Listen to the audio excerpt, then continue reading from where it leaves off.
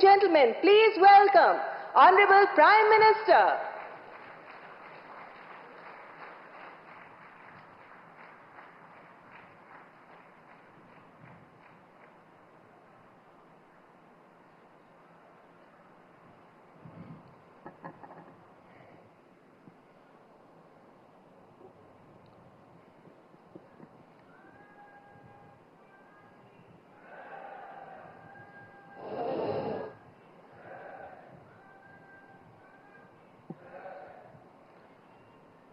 केंद्र सरकार में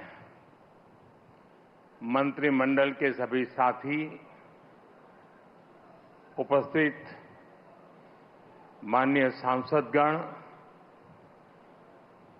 सरकार के सभी कर्मचारी, अन्य महानुभाव, देवी और सज्जनों, क्रांति का महीना अगस्त और 15 अगस्त से पहले ये ऐतिहासिक अवसर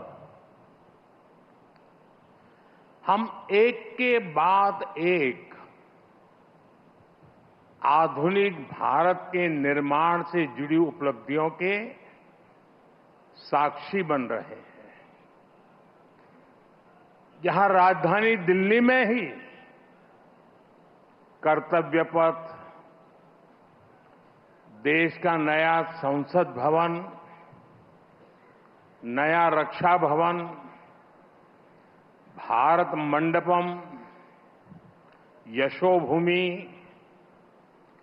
शहीदों को समर्पित national war memorial, Netaji Subhash Babu की प्रतिमा और अब ये कर्तव्य भवन,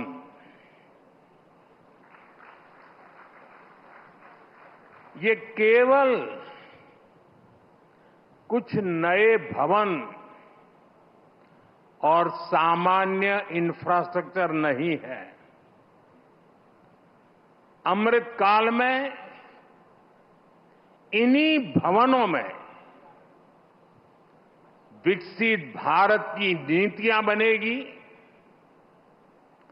विकसित भारत के लिए महत्वपूर्ण निर्णय होंगे। आने वाले दशकों में यहीं से राष्ट्र की दिशा तय होगी। मैं आप सभी को और सभी देशवासियों को कर्तव्य भवन की बहुत बहुत बधाई देता हूं।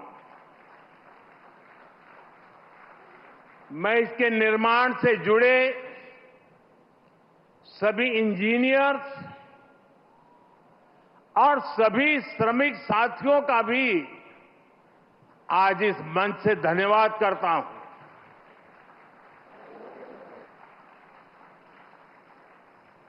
साथियों, हमने इस इमारत को बहुत मंथन के बाद कर्तव्य भवन नाम दिया है। कर्तव्य पथ, कर्तव्य भवन, ये नाम हमारे लोकतंत्र की, हमारे संविधान की मूल भावना का उद्घोष करते हैं। गीता में भगवान श्री कृष्ण ने कहा है,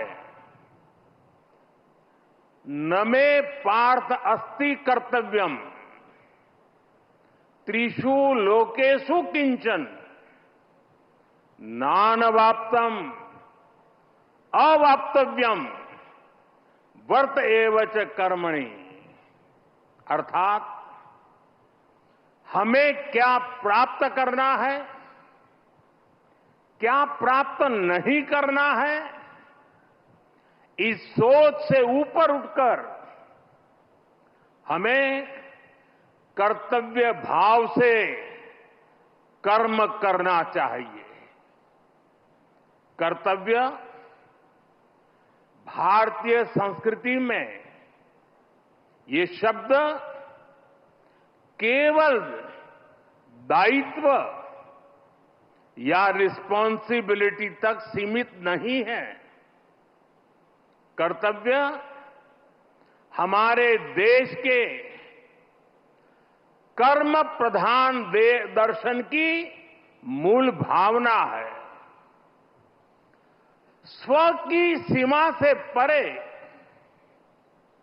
सर्वस्व को स्वीकार करने की विराट दृष्टि, यही कर्तव्य की वास्तविक परिभाषा है।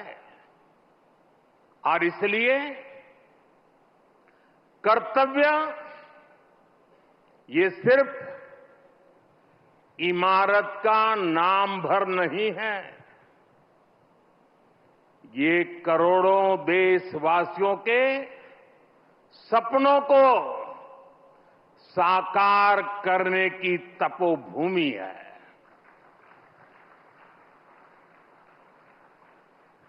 कर्तव्य ही आरंभ है, कर्तव्य ही प्रारब्ध है। करुणा और कर्मठता के स्नेह सूत्र में बंधा कर्म, वही तो है कर्तव्य।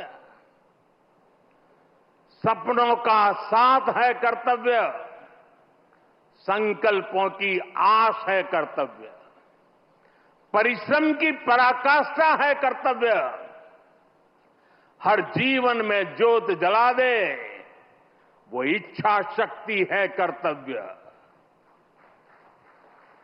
करोड़ों देशवासियों के अधिकारों की रक्षा का आधार है कर्तव्य। मां भारती की प्राण ऊर्जा का ध्वजवाहक है कर्तव्य। नागरिक देवो भव के मंत्र का जाप है कर्तव्य। राष्ट्र के प्रति भक्ति भाव से किया हर कार्य है कर्तव्य। साथियों, आजादी के बाद दशकों तक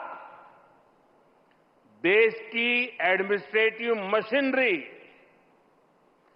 उन बिल्डिंगों से चलाई जाती रही है जो ब्रिटिश शासनकाल में बनी थी।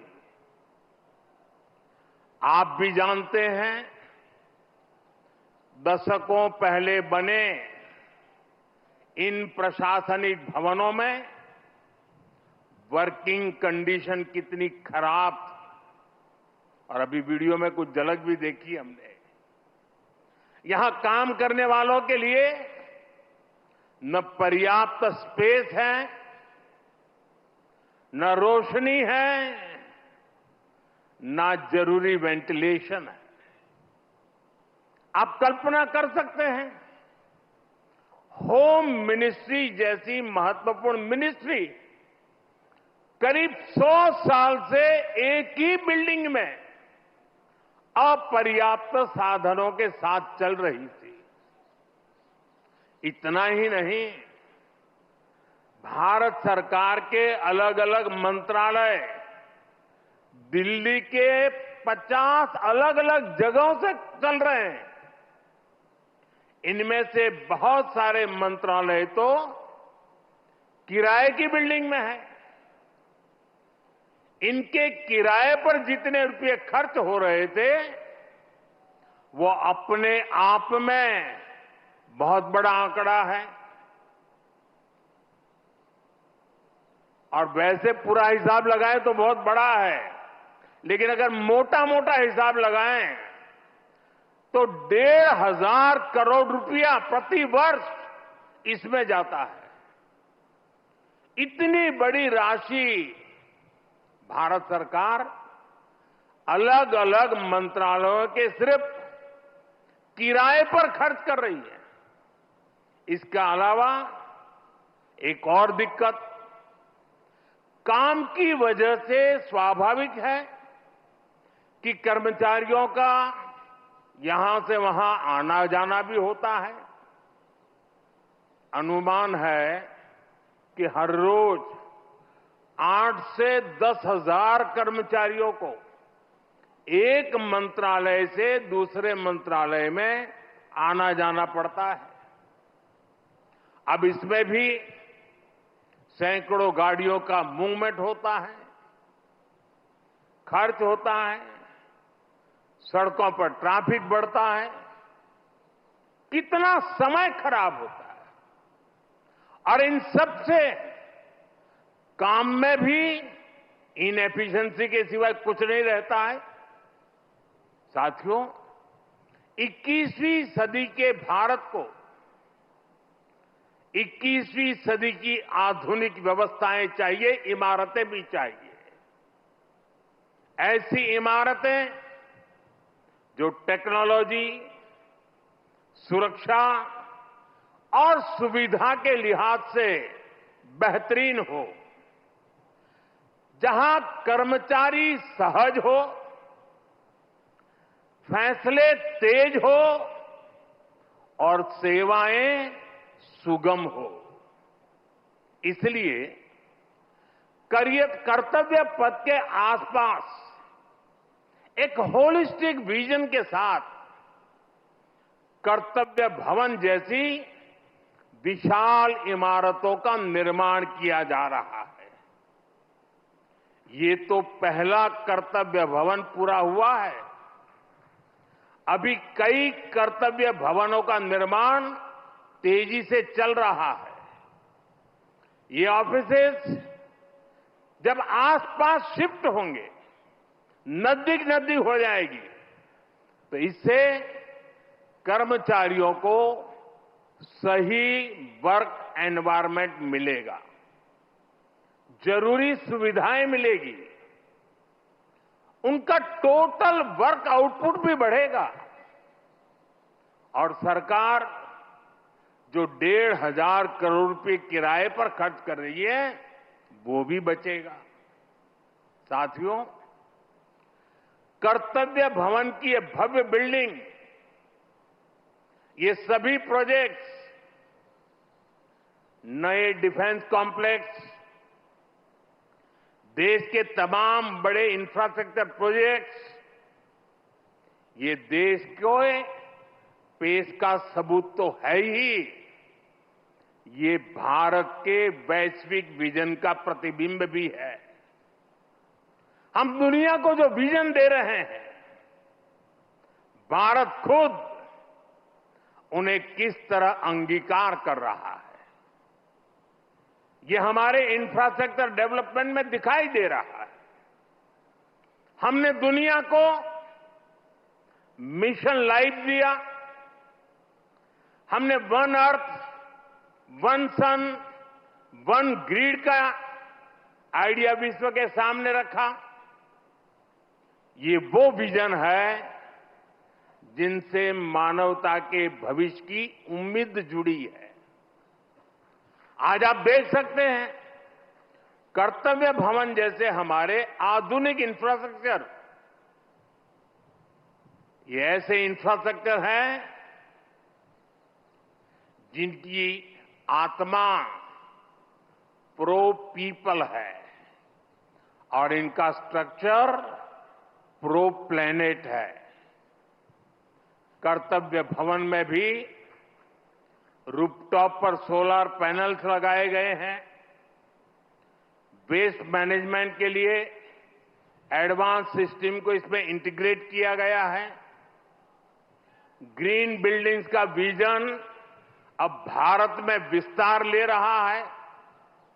साथियों, हमारी सरकार एक होलिस्टिक विजन के साथ भारत के नवनिर्माण में जुटी है। देश का कोई भी हिस्सा आज विकास की धारा से अछूता नहीं है। अगर दिल्ली में संसद की नई इमारत बनी है तो देश में 30,000 से ज्यादा पंचायत भवन भी बने हैं। आज यहां एक और कर्तव्य भवन जैसी बिल्डिंग बन रही है, तो साथ ही गरीबों के लिए 4 करोड़ से ज्यादा पक्के घर भी बनाए गए हैं। यहां नेशनल वॉर मेमोरियल बना है, पुलिस मेमोरियल बना है, तो देश में 300 से ज्यादा नए मेडिकल कॉलेज भी बनाए गए। यहां भारत मंडपम बना है, तो देश में 1300 से ज्यादा नए अमृत भारत रेलवे स्टेशन भी बनाए जा रहे हैं। यहां बने यशोभूमि की भव्यता पिछले 11 साल में बने करीब 90 नए एयरपोर्ट में भी नजर आती है।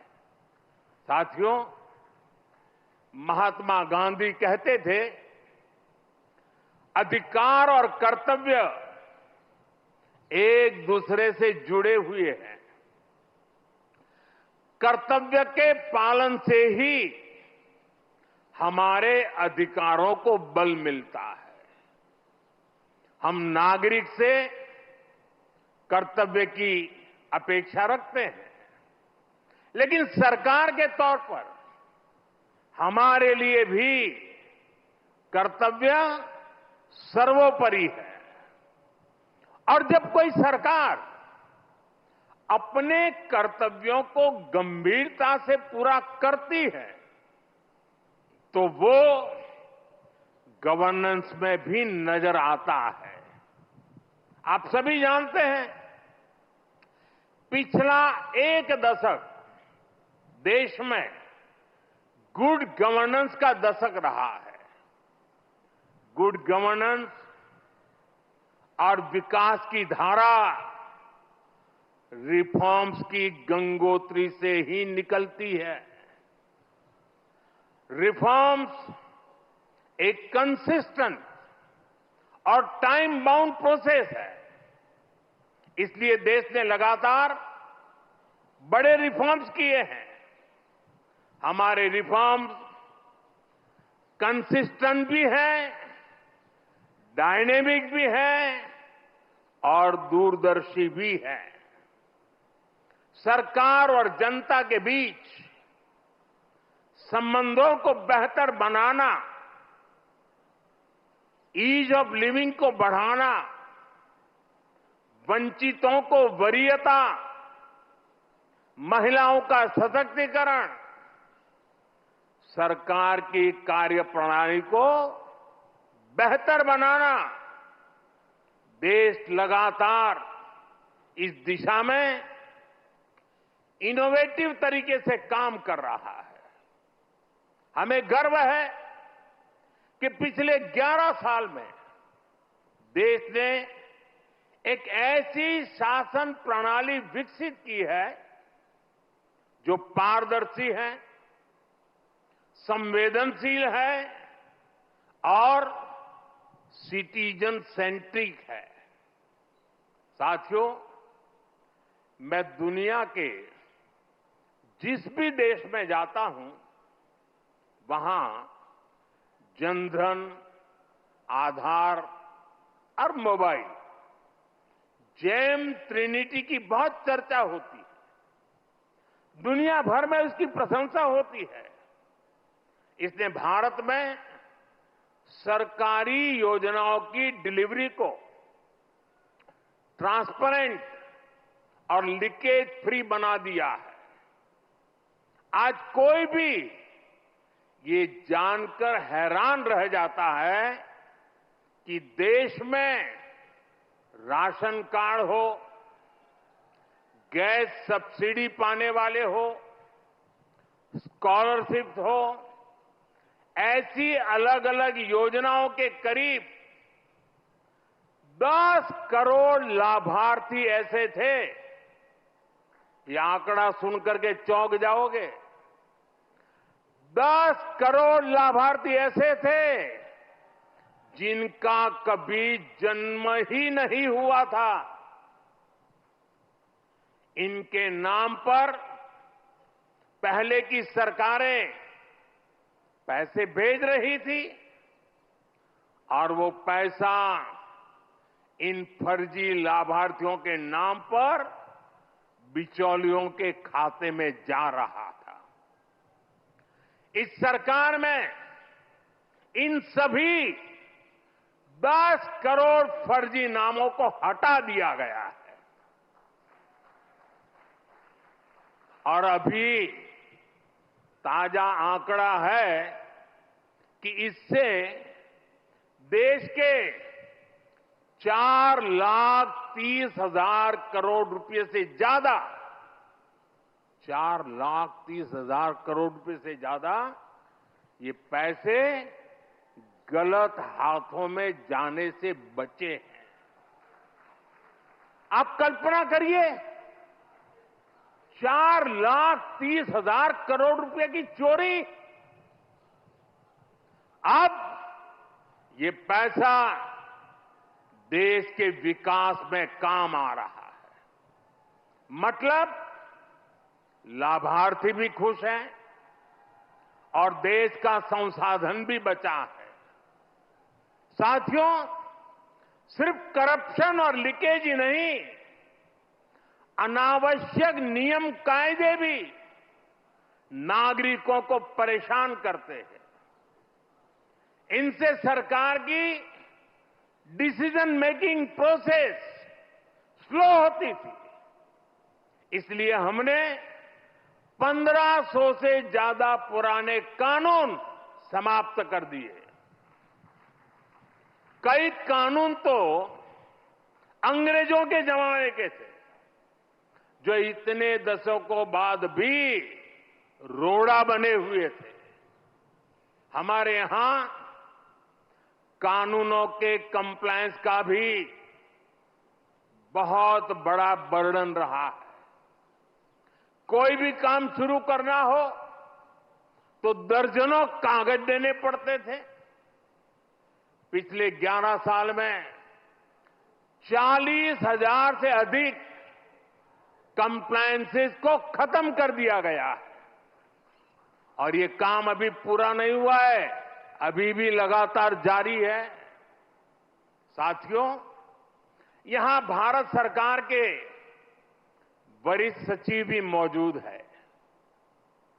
आप इस बात से परिचित है कि पहले कितने विभागों और मंत्रालयों में किस तरह जिम्मेदारियों और अधिकारों की ओवरलैपिंग होती थी। इससे डिसीजंस अटक जाते थे, काम अटक जाता था। हमने अलग अलग विभागों को जोड़कर डुप्लीकेशन खत्म किया। कुछ मंत्रालय को मर्ज किया गया। जहां जरूरत थी वहां नए मंत्रालय भी बनाए गए। वाटर सिक्योरिटी सुरक्षित करने के लिए जल शक्ति मंत्रालय बना। सहकारिता आंदोलन को सशक्त करने के लिए सहकारिता मंत्रालय बना। पहली बार फिशरीज का अलग मंत्रालय बनाया गया।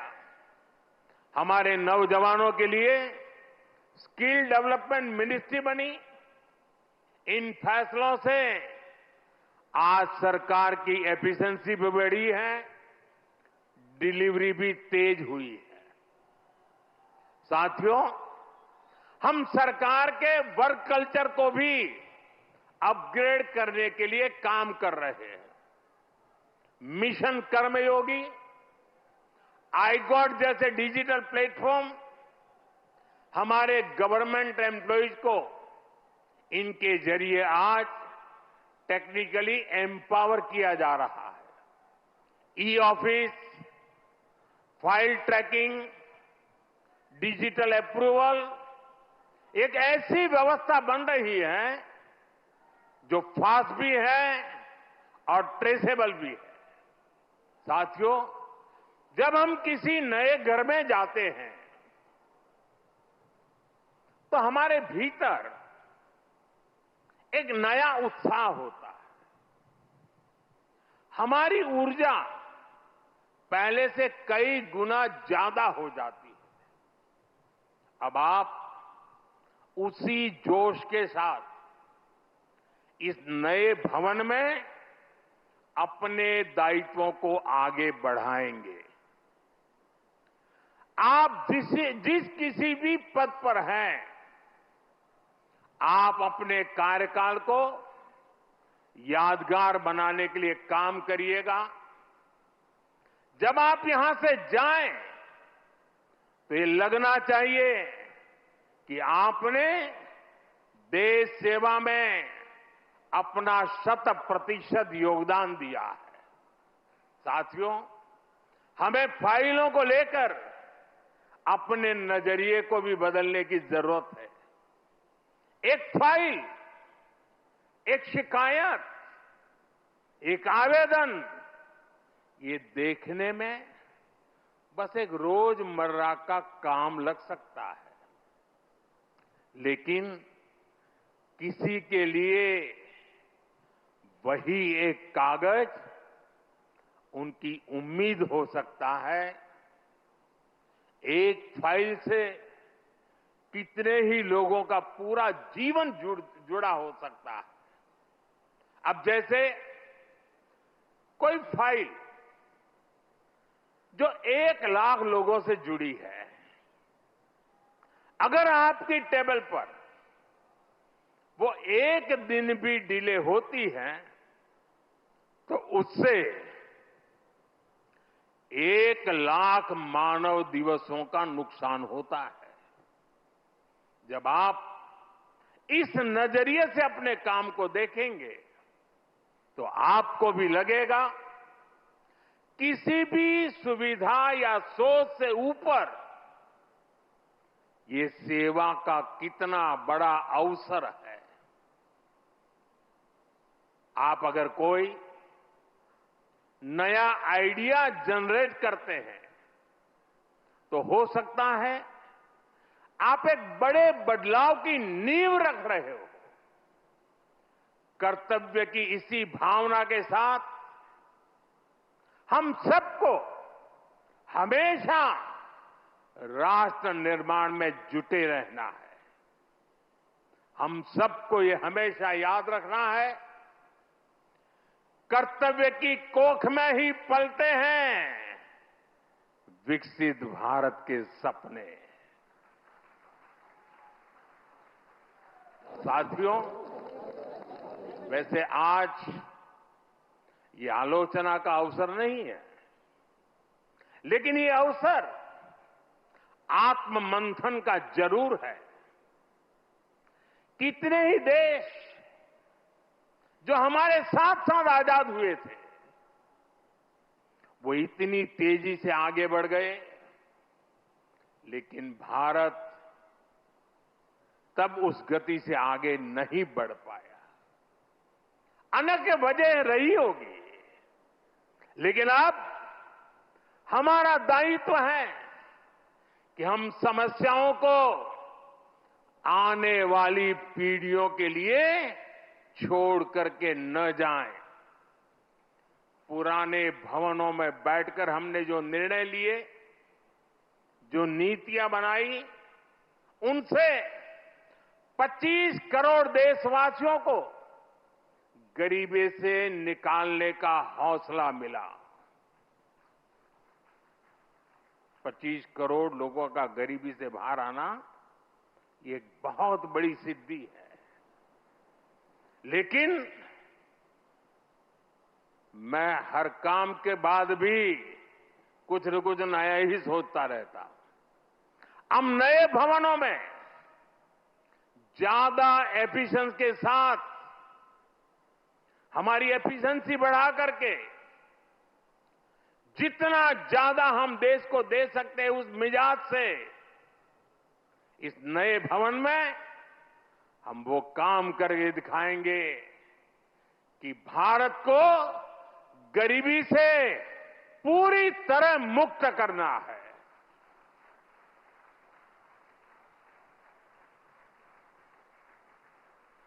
इन्हीं भवनों से विकसित भारत का सपना साकार होगा।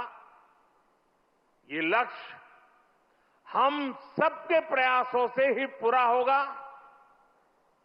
हमें मिलकर भारत को दुनिया की तीसरी सबसे बड़ी इकोनॉमी बनाना है।